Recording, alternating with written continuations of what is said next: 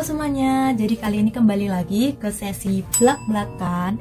Nah, di sini banyak banget yang nge-request aku, Kak, kalau misal aku pergi ke Korea nih, aku studi ke sana, itu butuh duit berapa banyak sih dalam satu semester atau sekali berangkat?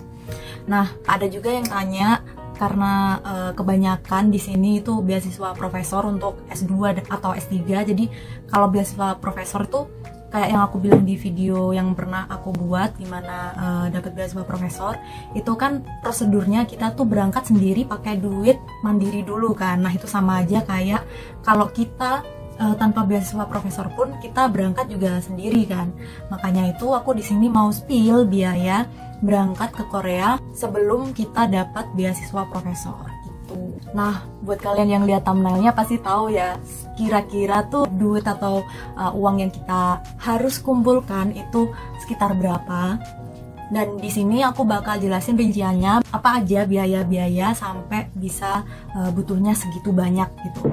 Oke, langsung aja biar nggak usah lama-lama. Yang pertama tuh pasti kalian ada uang pendaftaran untuk masuk ke universitas tersebut. Kalau di caseku, karena aku masuk PNU, dulu aku daftarnya sekitar 67.500 kalau waktu tahunku aku masuk ya.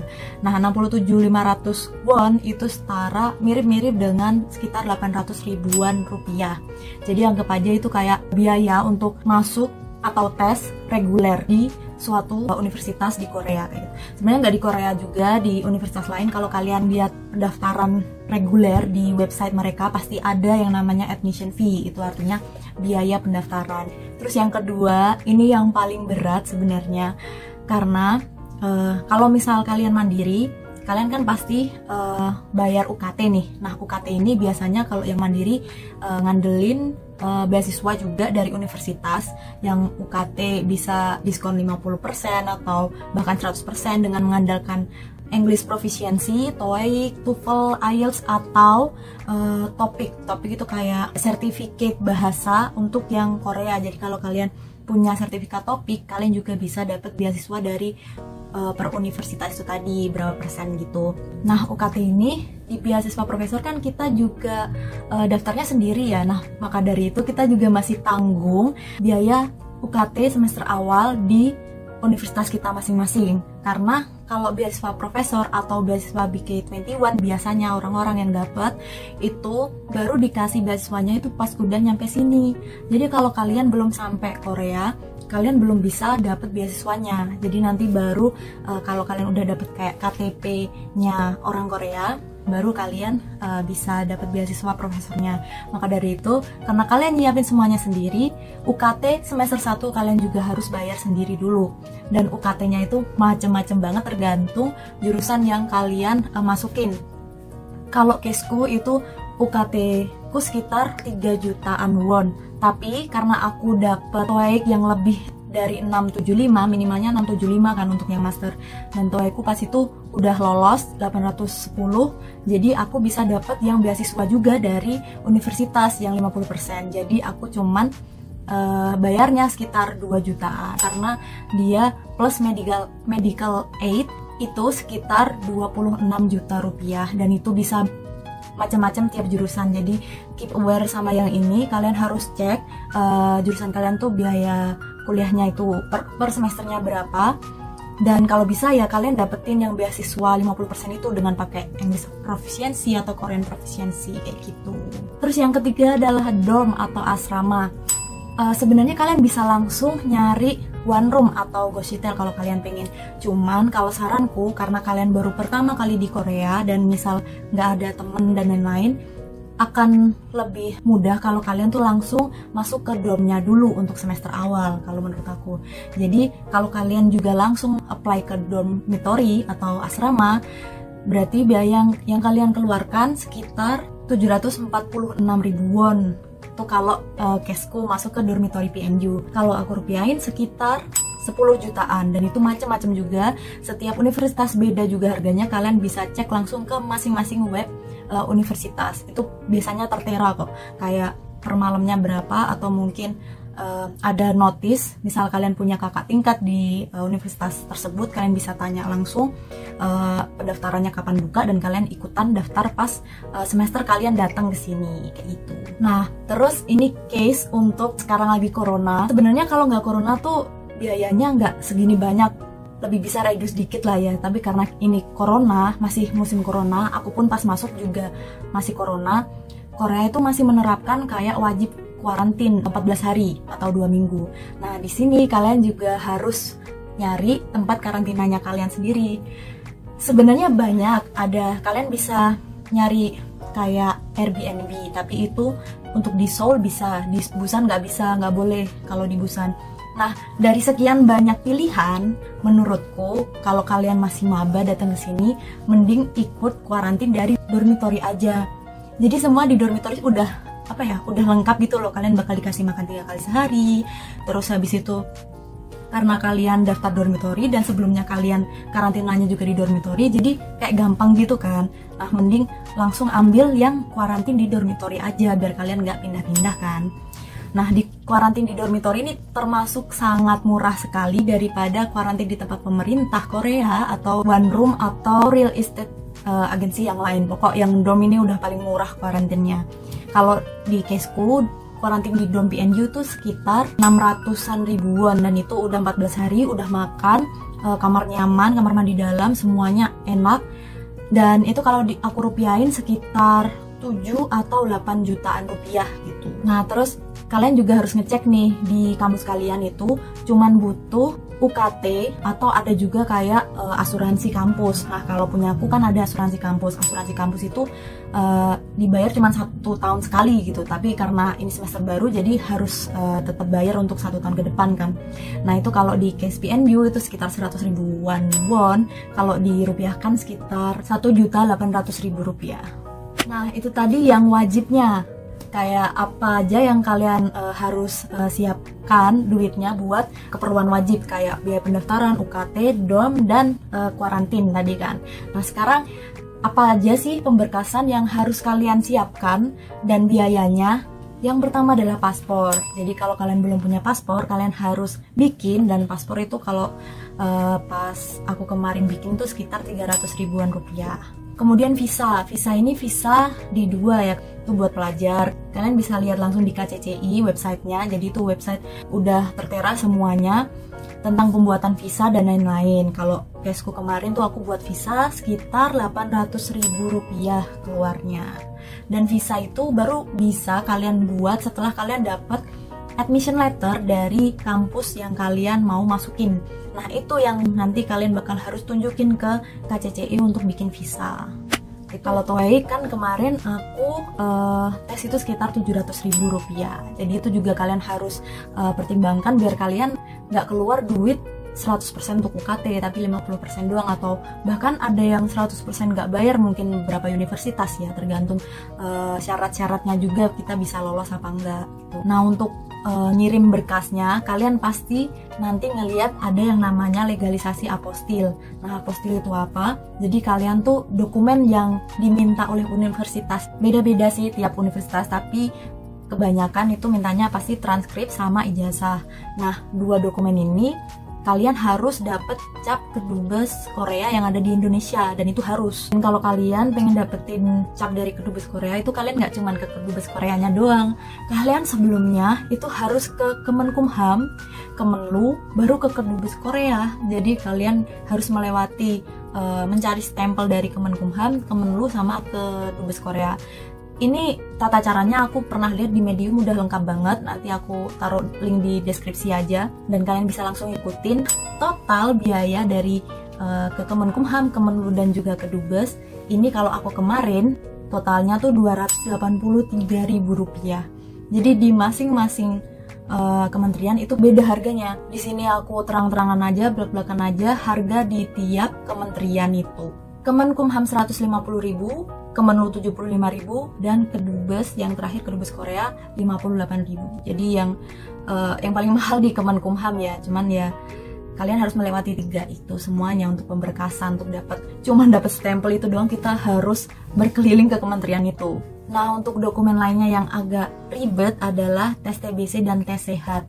Jadi kebanyakan universitas Korea itu minta Indonesia, maksudnya mahasiswa dari Indonesia itu tes TBC karena Indonesia adalah salah satu negara yang masuk di kategori TBC yang tinggi. Maksudnya tinggi adalah banyak gitu kasusnya TBC di Indonesia, makanya kita perlu tes TBC dulu di Indonesia untuk dokumennya nanti juga dikirim ke Korea, dikasih ke Korea. Biasanya dormitoris yang minta atau international office dari kampus kalau versi PNU ya. Yang tes TBC itu tadi aku di rumah sakit Surabaya, aku nggak sebut rumah sakitnya, itu sekitar Rp580.000, dan ya kayaknya itu harga normal atau bahkan cenderung murah ya. Aku kurang tahu, cuman emang pas itu butuhnya buru-buru, jadi aku nggak survei dulu ke yang lain juga, jadi aku langsung ke rumah sakit itu, terus ya 580-an gitu. Terus ada lagi tes sehat, kalian juga harus tes sehat. Tes sehat ini kemarin itu ternyata ada di deket KCCI, maksudnya di gedung KCCI itu kalau nggak salah ada di Senayan ya, aku agak lupa juga, kayaknya daerah sana. Terus pas aku ngasih tes sehat nih, karena KCCI kan yang minta untuk pembuatan visa, itu ditolak karena tes sehatku itu pas itu di Surabaya juga dan nggak ada stempelnya gitu, jadi ditolak. Terus habis itu suruh ke rumah sakit yang ada di dekat KCCI-nya itu. Akhirnya aku ke rumah sakit sana juga dan biayanya sekitar 100.000-an rupiah. Nah, itu tadi yang tentang pemberkasan. Sekarang karena udah semua, kita menuju ke bagian berangkat ke Koreanya. Berangkat ke Korea kalian pasti butuh pesawat.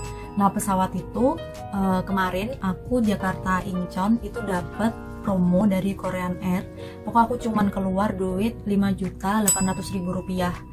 Dan katanya itu termasuk murah, udahan, karena pas itu emang corona lagi hype banget, lagi tinggi banget, jadi banyak penerbangan yang di cancel dan lain-lain, dan itu katanya aku termasuk dapat murah sekitar segitu 5.800.000 dari Jakarta ke Incheon. Kalau kalian bukan dari Jakarta, pasti kalian harus prepare duit lebih. Misal kalian, karena caseku kemarin dari Surabaya, aku Surabaya, Jakarta, Incheon, berarti berapa itu total aja, nambahnya Surabaya Jakarta paling berapa ratus gitu ya, kayak gitu. Terus habis itu kalian buat berangkat itu kalian harus rapid test dulu, dan rapid test itu kan cuma 2 hari ya masa berlakunya, makanya itu kalian bisa rapid testnya. Kalau aku kemarin rapid test di Surabaya sih, pas di bandaranya, jadi aku rapid test di sana buat dia ke Jakarta dan Jakarta ke Incheon, jadi nanti dicek lagi gitu di Jakarta tetepan kalau rapid test kita udah di hari masih di hari itu atau enggak, kayak gitu. Nah, rapid test ini kemarin aku di Surabaya di Bandara Juanda itu 150.000 rupiah. Nah, ini yang paling penting, kalian pasti tanya, uang saku untuk kesana itu berapa banyak, kita butuh berapa banyak untuk pertama kali hidup di sini, hidup di Korea. Karena kalian kan mungkin masih bingung ya, masih ngebayangin nanti di sana butuh apa aja sih, pakai bank bisa nggak sih, kayak gitu kan. Nah, kalau di sini kemarin aku prepare uang sekitar 500.000-an won atau setara dengan 6.400.000 rupiah. Nah, itu kenapa aku nyiapin segitu, sebenarnya sebelumnya aku udah kalkulasi. Aku dapat informasi dari orang Korea kalau ada transportasi dari Incheon ke Busan. Kalau dikalkulasi semuanya sekitar 140.000-an won, itu untuk transportasi aja. Kenapa mahal dan udah tahu segitu harganya? Karena khusus untuk foreigner ataupun orang dari luar Korea untuk ke Korea, karena masanya lagi corona banget nih. Nah, kita tuh nggak bisa sembarangan untuk naik transportasi umum. Jadi semua penerbangan internasional kan berhentinya di Incheon. Bisa sebenarnya kita langsung ke Busan dan lain-lain, cuman untuk corona ini, kasus corona ini kita nggak bisa. Kita harus naik transportasi khusus orang-orang yang belum karantina untuk sampai ke daerah yang kita inginkan. Misal contohnya Busan. Jadi dari Incheon naik bis ke Seoul, bisnya itu bis khusus quarantine person gitu ya, yang mau dikarantina. Habis itu dari bis naik kereta KTX waktu itu, dan keretanya ini langsung Busan sih, cuman ada gerbong khusus corona juga, jadi khusus orang-orang yang belum kuarantin. Habis di Busan nanti kalian bakal namanya tes COVID yang kalian dicolok lagi hidungnya itu di Busan. Kalau kalian di Busan, misal kalian di tempat lain, misal di Daegu atau lain-lain, pasti ada kayak public center health-nya gitu kan. Nah di situ kita habis di swab gitu kan, kita juga harus naik kendaraan yang khusus, nggak boleh transportasi umum tetepan, karena kita belum karantina, kita harus benar-benar nggak boleh terpapar ke masyarakat luas. Jadi kita biasanya dipanggilin taksi khusus atau ada yang jemput khusus dari universitas biasanya, kayak nyari nama gitu, terus habis itu kita dianterin pakai taksi atau bus kampus. Kalau kesku dulu aku disuruh naik taksi yang udah dipesenin sama PNU tapi bayar sendiri. Makanya aku bilang sekitar 140 ribuan won karena kita bayar sendiri untuk naik bis, kereta, dan juga akomodasi ke tempat kuarantin. Kalau kesku kan tadi aku milih dorm untuk tempat kuarantin, jadi aku sama temanku diantar sampai dorm dengan biaya yang kita tanggung sendiri gitu. Jadi itu udah terredus kan 140 ribuan untuk transportasi doang di awal. Nah ini sebenarnya cukupan banget. Aku kemarin nggak tahu kan kalau pembuatan ARC. Jadi ARC itu adalah Alien Registration Card. Dia itu kayak KTP-nya Korea. Kita harus dapat itu dulu sebelum dapat beasiswa. Nah, maka dari itu sebelum kita dapat ini KTP nih, kita harus survive sendiri kan. Kita harus beli makan sendiri dan lain-lain sebagainya tanpa duit beasiswa. Maka dari itu duit sisanya adalah duit untuk hidup selama ARC ini belum keluar.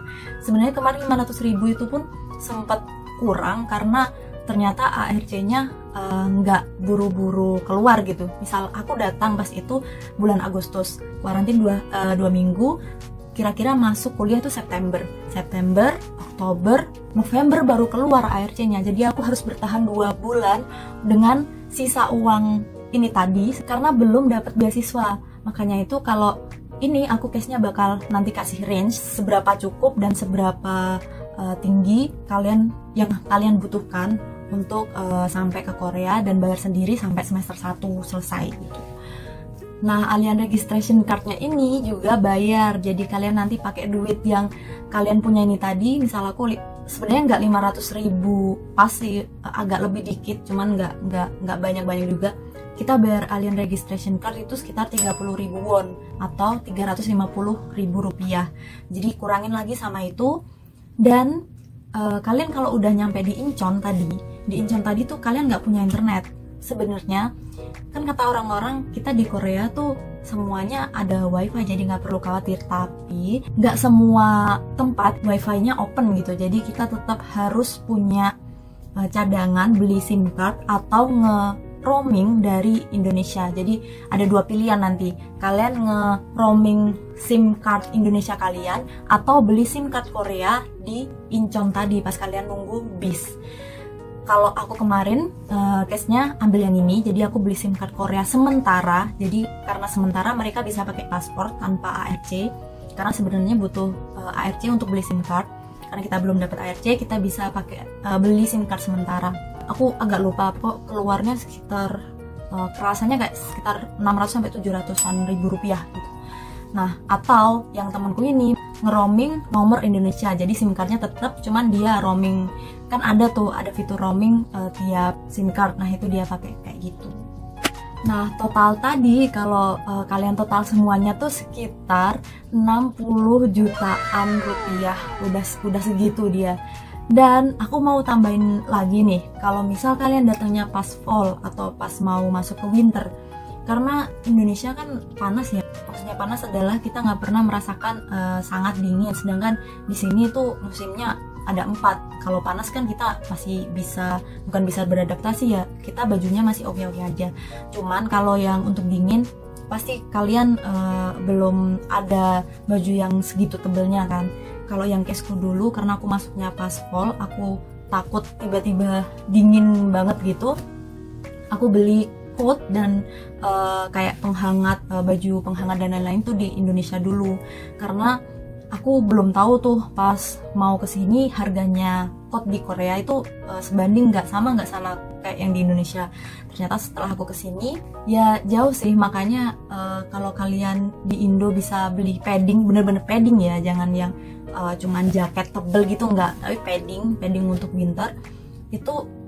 Aku sempat ada yang buat sendiri, maksudnya pesen di suatu jasa pembuatan padding dan lain-lain, pemesanan. Aku beli semuanya lengkap, maksudnya kayak apa, sarung tangan, kaos kaki, karena aku takut banget. Aku nggak pernah di yang dingin banget, aku takut kalau imunku lagi nggak baik atau gimana. Kemarin total sekitar 1 jutaan rupiah, itu udah coat tebel banget. Coat tebelnya mungkin sekitar 600.000 atau 400 atau 600.000, aku lupa.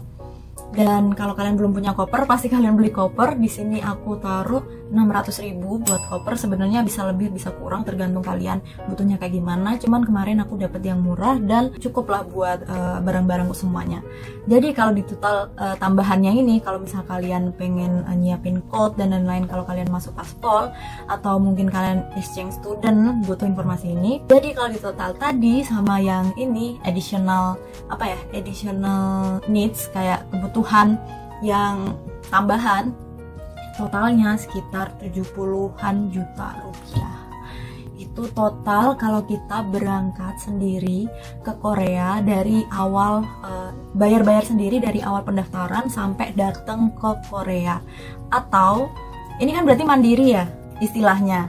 Nah, yang mandiri itu adalah orang-orang yang dapat beasiswa universitas aja atau beasiswa profesor. Karena beasiswa profesor ini seperti yang aku bilang tadi, dia baru dikasihnya waktu udah dapet ARC. Jadi sebelum kesini kalian harus nyiapin semuanya sendiri. Kalian harus kayak tombokin dulu di awal, baru kalian nanti dapat beasiswanya kalau udah kesini. Kayak gitu.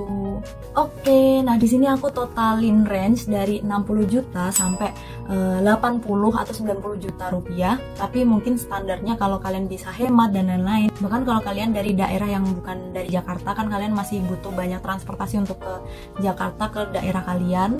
Itu kalau aku total ya mungkin sekitar 75 juta total keseluruhan. Kalau kalian bisa kayak dapat diskonnya UKT dengan UKT yang mirip-mirip sama jurusan yang aku daftarin di sini, minimal 70 sampai 80 juta lah. Itu normal, mungkin range normal yang bisa hemat 70 sampai 80 dengan dari daerah yang bukan Jakarta. Tapi sebenarnya lebih bisa hemat lagi kalau kalian udah punya koper, udah punya paspor dan lain-lain, dan bisa lebih mahal lagi kalau kalian kebutuhannya banyak. Jadi di sini aku kasih range 60 sampai 90 juta rupiah. Oke, sekian aja, semoga informasinya bermanfaat untuk kalian yang mau berangkat atau lagi ancang-ancang nih, tahun depan aku mau daftar beasiswa prof, cuman beasiswa prof ini beneran full gak sih? Nah, itu ceritanya. Jadi full sih dia kalau udah kita di sini. Jadi kan sistemnya kayak gaji gitu. Kalau kalian pengen tahu gimana beasiswa prof, aku udah bikin videonya. Kalian bisa tonton di playlist belakang juga. Sama temanku juga ada yang dari teknik nuklir yang juga cerita-cerita di situ. Jangan lupa subscribe juga dan komen jika kalian ada pertanyaan atau pengen sharing pengalaman kalian. Terus jangan lupa video ini share ke teman-teman, keluarga kalian yang membutuhkan juga. Barangkali mereka butuh referensi harga juga. Semoga lancar apapun yang kalian akan persiapkan. Aku pamit undur diri ya. Dadah.